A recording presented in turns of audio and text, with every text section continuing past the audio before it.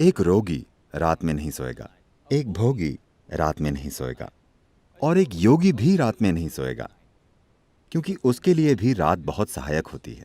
रोशनी आपको हर चीज अलग अलग करके दिखाती है। मान लीजिए लाइट चली गई।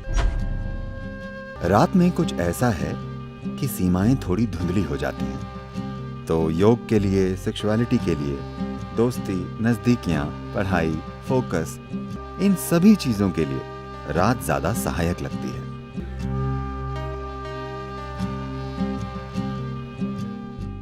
मेरा आपसे सवाल ये है कि ऐसा नहीं है कि मैंने अपने सोने और जागने का समय बदल लिया है और मैं दिन में सोती हूँ।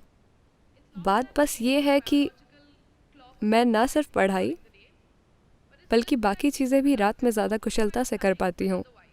मैं रात में बहुत स्फूर्ति महसूस करती हूँ। इसकी वजह क्या है? धन्यवाद। शायद आप गलत देश में हो।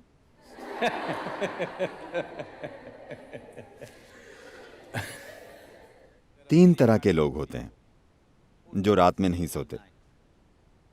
एक रोगी रात में नहीं सोता। रोगी का मतलब है बीमार इंसान, क्योंकि वो सो नहीं पाता। एक भोगी रात में नहीं सोता। एक सुख खोजने वाला रात में नहीं सोता, क्योंकि उसके कामों के लिए रात मददगार होती है। एक योगी भी रात में नहीं सोता, क्योंकि उसके लिए भी रात बहुत सहायक होती है। आप इनमें से क्या हैं, आप तय कर सकती हैं, मैं कुछ नहीं कहूंगा। रात में क्या खास होता है? देखिए, रोशनी। हमारे लिए रोशनी इसलिए कीमती है क्योंकि हमारी आंखें एक खास तरह से बनी हुई हैं। रोशनी आपको हर चीज अलग अलग करके दिखाती है। देखिए, अभी क्योंकि यहां रोशनी है, मैं इस इंसान को, इस इंसान को, इस इंसान को, इस इंसान को देख सकता हूं। मान लीजिए लाइट चली गई और अंधेरा हो गया, मैं बस लोगों के झुंड को देख पाऊंगा। मैं इस इंसान को, इस इंसान को, इस इंसान को नहीं देख पाऊंगा। तो रात में कुछ ऐसा है कि रात में सीमाएं थोड़ी धुंधली हो जाती हैं। तो योग के लिए, सेक्सुअलिटी के लिए, दोस्ती के लिए, नजदीकियां, पढ़ाई, फोकस, इन सभी चीजों के लिए रात ज्यादा सहायक लगती है, क्योंकि रात में आपके और दूसरे के बीच का अंतर कम हो जाता है। सिर्फ इसलिए क्योंकि हमारी आंखें इस तरह से काम करती हैं। जहां रोशनी ना हो, वहां हमारे अनुभव में हर चीज मिलकर एक हो जाती है। तो एक योगी, एक भोगी और एक रोगी, ये तीनों रात का इस्तेमाल करते हैं। आप भी इसका इस्तेमाल कर सकती हैं। इसमें कोई समस्या नहीं है, जब तक कि आप क्लास में सोती ना हो। अगर आप क्लास में नहीं सोती तो ये चलेगा, इसमें कुछ गलत नहीं है। लेकिन आप इसे आजमा कर देखिए। क्या मैं कुछ साझा कर सकता हूं? मैं कुछ ऐसा था। जब मैं सोता था, मेरा स्कूल आमतौर पर सुबह 8:30 का होता था। 6:45 से मेरी माँ और मेरी बहनें मुझे जगाना शुरू कर देती थी। बहुत सी चीजें करनी पड़ती थी। वे मुझे बिस्तर पर उठाकर बैठा देती थी। वे आकर मेरी बाह मरोड़ती थी, ये करती थी, वो करती थी। मेरी माँ ये नरमी से करती थी, मेरी बहनें सख्ती से करती थी। फिर वे मुझे खींचती थी और मेरी माँ टूथब्रश में टूथपेस्ट लगाकर मुझे दे देती थी। मैं उसे मुंह में लगाकर सो जाता था। वे मेरे कपड़े लाकर देती थी और कहती थी, नहाने जाओ, टाइम हो गया है। मैं बाथरूम के अंदर जाता और सो जाता। अगर कोई मुझे ना उठाए तो मैं दिन में 1-2 बजे तक एक पत्थर की तरह सोता था। जागकर करवटें नहीं बदलता था, बस मुर्दे की तरह। लेकिन मैंने 12 साल की उम्र में योग करना शुरू किया। शायद 8 या 9 महीनों के बाद। उसके बाद चाहे जिस भी जगह पर होने पर, चाहे कहीं भी होने पर, चाहे जो टाइम जोन हो, रोज मैं अलग टाइम जोन में होता हूं, लेकिन मैं सुबह 3:35, 3:40 पर जाग जाता हूं, क्योंकि उस वक्त प्रकृति में कुछ बदलाव होते हैं। मेरा शरीर बस जाग जाता है। अगर मैं चाहूं, मैं उठकर जो करना चाहूं कर सकता हूं। अगर मैं ना चाहूं तो मैं थोड़ा और सो सकता हूं, लेकिन शरीर हमेशा जाग जाता है। तो आपको सिस्टम में थोड़ी संवेदनशीलता लानी होती है।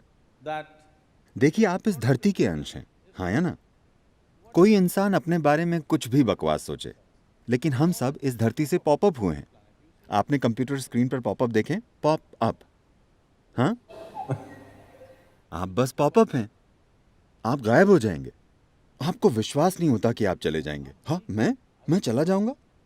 हाँ, वे सारे चतुर लोग, अनगिनत लोग जो इस धरती पर आपसे और मुझसे पहले घूमते थे, वे अब कहाँ हैं? नामो निशान नहीं है, सब मिट्टी हो गए। क्या ऐसा नहीं है? क्या वे पॉपअप नहीं थे? क्या आप पॉपअप नहीं हैं? पुप पुप। आपको लग सकता है कि आपका जीवन शानदार है वगैरह वगैरह। जहां तक धरती का सवाल है, वो बस अपनी मिट्टी को रिसाइकल कर रही है। आपको उछालती है और फिर वापस खींच लेती है, उछालती है और फिर खींच लेती है। तो इस जरा से पॉपअप में अहम चीज और सबसे अहम चीज ये है कि आप अपने भीतर संवेदनशीलता लाएं। ऐसी संवेदनशीलता कि जीवन का हर आयाम आपके अनुभव में आ जाए। इससे पहले कि आप मर जाएं, क्या यह महत्वपूर्ण नहीं है कि आप इस जीवन को हर संभव स्तर पर अनुभव करें? है ना? हाँ, है ना? अनुभव का मतलब है, लोग सोचते हैं हमें हर दिन पार्टी करना है। नहीं नहीं, एक ही चीज आप कितनी बार करेंगे? इंसान के जीवन में खोजने के लिए बहुत कुछ है।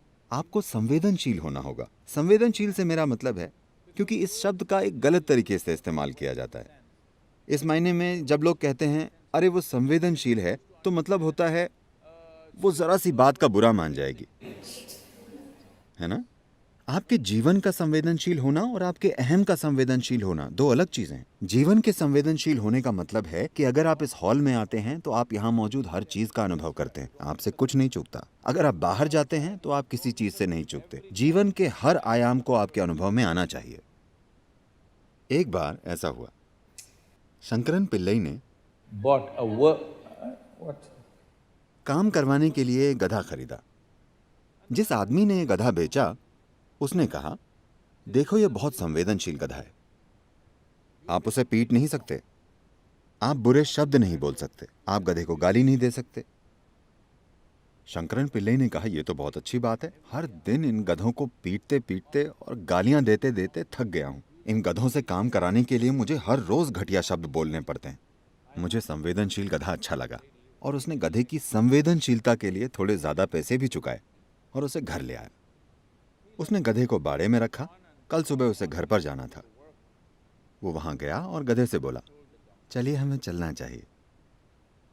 कोई असर नहीं। He said, please. उसने फिर कहा, कृपया चलिए। कुछ नहीं हुआ। उसने घुटनों के बल बैठकर प्रार्थना की। कुछ नहीं हुआ। आपको उसे गाली नहीं देनी है, आपको उसे पीटना नहीं है। उसे कुछ समझ में नहीं आया तो वो उस आदमी के पास वापस गया जिसने गधा बेचा था। देखो, मैंने गधे से विनती की, गिड़गिड़ाया, प्रार्थना की, उस पर कोई असर नहीं हो रहा है। मुझे क्या करना चाहिए? उस आदमी ने कहा, ऐसा है, चलो मैं देखता हूं। और वो आया। उसने एक ऐसा मोटा डंडा उठाया, सिर पर जोर से मारा। फिर उसने डंडा फेंक दिया और कहा, चलो। गधा पीछे चल दिया। शंकरन पिल्लई आग बबूला हो गया। अरे बेवकूफ, तुमने कहा कि यह संवेदनशील गधा है, और जैसे तुमने इस जानवर को मारा है, मैंने अपने पूरे जीवन में किसी जानवर को नहीं मारा। वो बोला, नहीं नहीं नहीं, ये बहुत संवेदनशील है, लेकिन पहले तुम्हें उसका ध्यान खींचना होगा। तो संवेदनशीलता विकसित करने का मतलब है कि अगर आप अपनी आंखें बंद करें तो आप जान जाएं कि चांद अभी किस अवस्था में है, क्योंकि ये सब आपके शरीर में हो रहा है। हर दिन ये आपके सिस्टम में जाहिर हो रहा है। Every day it is playing in your system. Do you see if it's a full moon or a new moon, the entire ocean is coming up? क्या आपने ध्यान दिया है कि अगर पूर्णिमा या अमावस्या हो तो पूरा समुद्र उछलता है, ज्वार भाटा आता है ना? आप कभी समुद्र तट पर गए हैं या नहीं जाते? आप जाते हैं? लहरें उठती हैं। Yes. पूरा समुद्र ऊपर उठने की कोशिश कर रहा है। आपके शरीर का 72% पानी है। आपको लगता है कि कुछ नहीं उठता, ये उठता है। सूरज और चंद्रमा की हर स्थिति और कई चीजें जो धरती के साथ हो रही हैं, वो आपके साथ भी हो रही हैं। आपके जीवन को संवेदनशील बनना चाहिए, तभी आप जानेंगे कि आपके जीवन के हर पहलू को कैसे संभालें। संवेदनशील अहम मत बनाइए, अपने सामाजिक पहलू को संवेदनशील मत बनाइए। अगर आपके भीतर का जीवन संवेदनशील बन जाए और इस जीवन के साथ जो हो रहा है, अगर वो एक चीज आप जानते हैं, तो आप देखेंगे कि आपका जीपीएस ऑन हो गया है। तब कोई समस्या नहीं होगी, आप कभी खोएंगे नहीं। इससे कोई फर्क नहीं पड़ता कि कौन क्या कहता है, आप कैसे हालात में पहुंच गए हैं, आप कभी भटकेंगे नहीं, क्योंकि आपका जीवन संवेदनशील है। इस जीवन की बस यही जरूरत है कि इसे एक जीवन के रूप में संवेदनशील बनना है। अभी हमने एक ऐसा मनोवैज्ञानिक ढांचा विकसित कर लिया है जिसका जीवन से कोई लेना देना नहीं है। इसका थोड़ा सरोकार सामाजिक पहलू से है, पर जीवन से कोई लेना देना नहीं है।